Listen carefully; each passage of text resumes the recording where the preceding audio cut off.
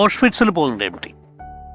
ഓഷ്വിറ്റ്സിൽ പോയിട്ട് അവിടെ നാസികൾ കൊന്നിട്ടുള്ള ആൾക്കാരുടെ, നാസികൾ ഗ്യാസ് ചേമ്പറിൽ ചുട്ടു കരിച്ചിട്ടുള്ള ആൾക്കാരുടെ അവരുടെ ഈ ചാരം കൊണ്ടാണ് ഓഷ്വിറ്റ്സിലെ വഴികളിലൊക്കെ, അതിന് മുകളിൽ കൂടെ നമ്മൾ നടന്നു പോവുക.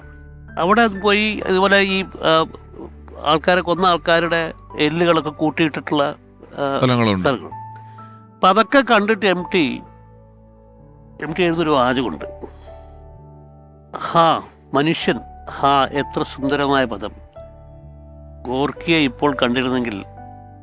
ഗോർക്കി എഴുതിയ വാക്കുകളാണ്.